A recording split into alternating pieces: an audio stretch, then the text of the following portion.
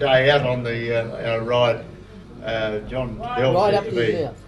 I think you're the oldest fossil on this trip. The inference being that there's lots of old fossils on this trip. And I believe that is the case. And I'm often asked, how is it that you don't look your age and you can still keep up with those younger people, maybe 10, even 20 years older than you?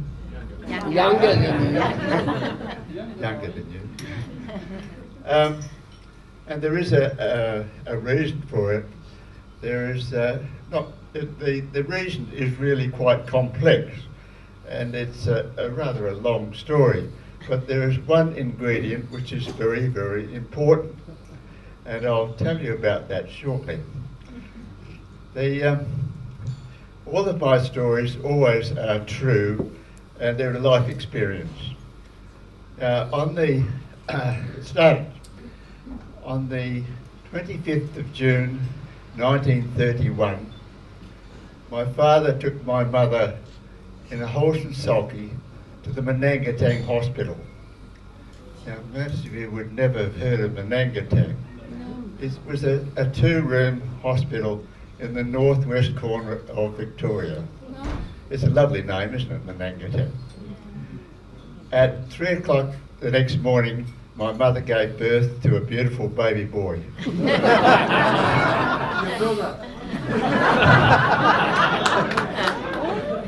If you do your maths, that makes me 84 years of age. Also, if you think about it, 1931 was the middle of the Depression. Yes. Nutrition, therefore, played a very great part in how I have developed over the years. The first 12 months of my growth depended entirely on my mother, and that was I was fed as nature was meant to be fed to a baby. They were living on a farm, which in those days was not doing very well, and their main diet for my parents was probably rabbits, of which there were plenty, vegetables which they grew themselves, and bread made from grain which they grinded themselves.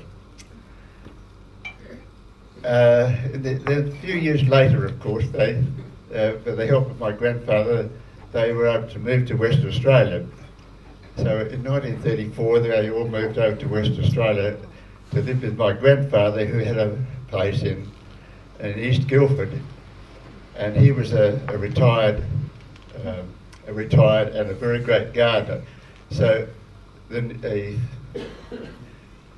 nutrition again played a part there, in that most of the foodstuffs that they had was produced by themselves, and we no sooner got through the Depression years into the war years.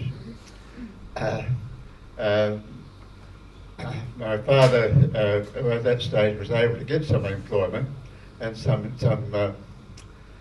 of the income was brought from he was a labourer in the Midland Junction workshops, but the money was very tight, and my mother made do with what she could by using the cheap meats from the butcher, like the tripe and liver and shanks. So again, they had a garden. We had our own chooks and a beehive, all in the backyard. So you have to think about what sort of influence that nutrition level would have had on a growing lad. No sooner had I, well, just another point about that, when I was going to school, some of our delight was to come home from school and have bread and dripping with salt. There was salt on the dripping. Again, we sort of shudder when we think about this nowadays.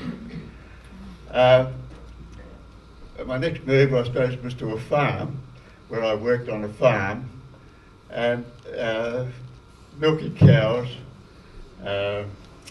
Again, there was lashings of cream and butter and all those home-killed meats. Sort of what you would call foods in a natural state. I'll sort of skip the next 50 odd years.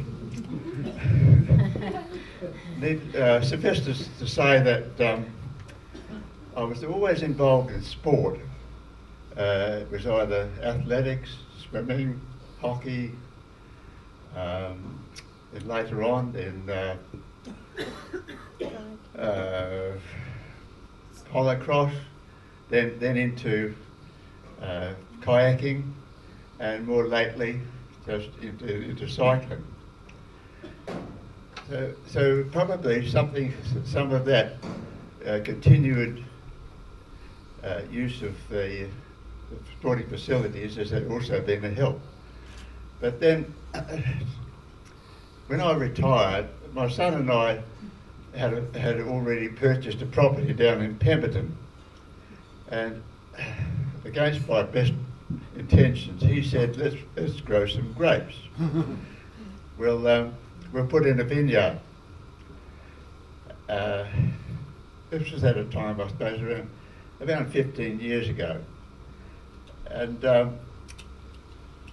we went to the library and read up about how you grow grapes, and bought an instruction book on how to put in a vineyard, and we put in quite a heap of grapes. Well, the first year we really got nothing, but the second year, for some unknown reason, we had a terrific crop of Pinot Noir. The vines are actually dripping with Pinot Noir. I mean, it was just incredible. And so we thought, now what can we possibly do with this Pinot Noir? So we again bought an instruction book on how to make wine. Went to the library and read up on all the latest on winemaking. So we did the right thing. We bought the press and the vats, the bottles, and even got a label printed. And to the best of my memory, I've written what we wrote on the label. If I can read my writing. This finely crafted Pinot Noir, grown deep in the southern Karri forest of WA, the colour of the blood of the majestic Mary, displays the sensuous fragrance of the wild bush flowers, with additional layers of wild blackberry, balanced by a hint of chocolate and firm tannin, providing the most discriminating connoisseur full nose, complexity and smoothness.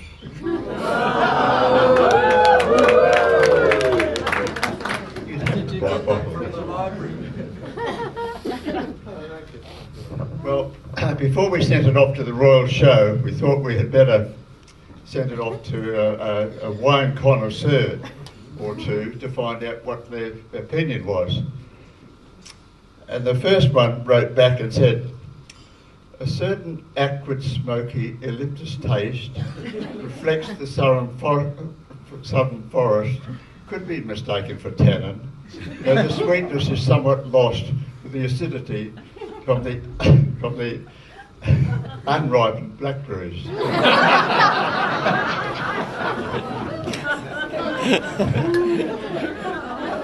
Balanced somewhat by the subtle turpentine aftertaste.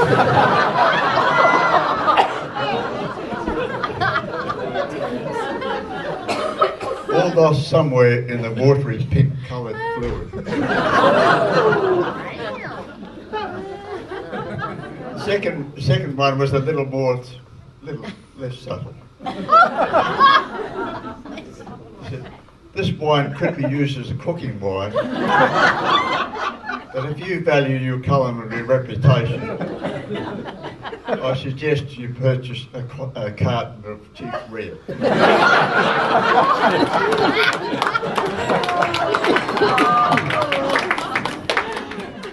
However, there was an unopened bottle on the table when I was having breakfast one morning. And so I thought, what can we do with all this red wine? We had something like 600 or 700 bottles of it.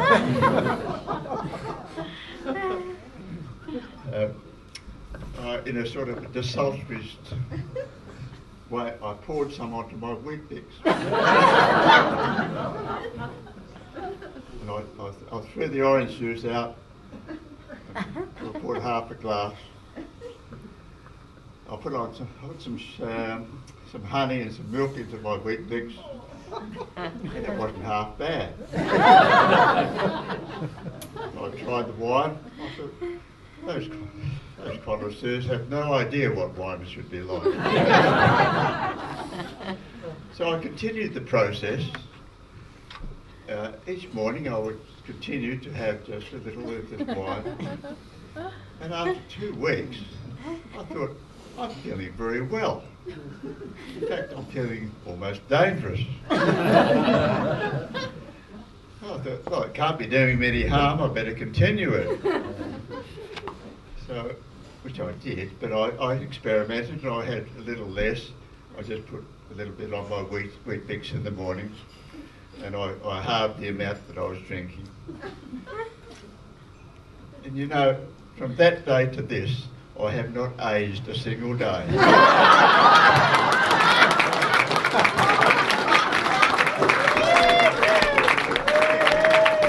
haven't finished. And because you're such all wonderful people, and I do have 400 or 500 bottles, I'm going to make it available. It's well matured. You see me after the show, I'll just tell you how much it's going to cost you. Green dots can be forgiven when they make mistakes, but old-timers should know better, for goodness sake. Sharon's been on too many tours to count. How could you possibly lose your bag mount? Colin borrowed my towel that very first night. Now it's got man smell, and that's just not right. Nev's got a spare, but he says it'll cost you. Best pay up, Colin, or out the tent I'll toss you. In Bruce Rock, Sandra and I had a great chat. It all started when I complimented her on her hat. When I introduced myself, I had no agenda, I tell ya. But you're just my size, I've got a bike I can sell ya. With tattoos and piercings, his exterior is rough, and I wouldn't blame you for thinking him tough. But Pedro turned out to be a real softie. His drink of choice, vanilla-flavored coffee. No jabs or insults, not even a curse. Lynette earned herself a complimentary verse. Remember that mattress of ours that went flat? She found the hole, and Colin fixed that. Joe's boss said, take action now if you would. She thought, what to do? A bike ride sounds good. Dave said she was riding well on the flat. Don't wait for me, as the hill knocked her back. 2 years ago, dumbled young Dave rode the storm. He thought bad weather and headwinds, the CTA norm. Day 2 into Kellerbarron, he was agog. My first CTA tailwind, oh my God. You win some, you lose some, at least that's the saying. But you've got to be in it to win it, and that means playing. She sure was playing, and when she cashed in her chips, Cheryl winked and said, stick with me, I give good tips. Last night was a 2-dog night, Stan said. That's when you need 2 dogs to warm your bed. Anna's not a dog, and you don't even own one, so I wouldn't use that phrase when you get back home, hun. Tasmanian Di, she travels in style. The ride itself is enough of a trial. No sense looking in the mirror and saying, ugh. Dress up, ride in a bike skirt and pink shrug. Mild-mannered Dave Stobie says my Garmin is king. Different beeps for turn here, off course, most anything. But listening to the beeps can become quite a vigil, especially when power lines interrupt the signal.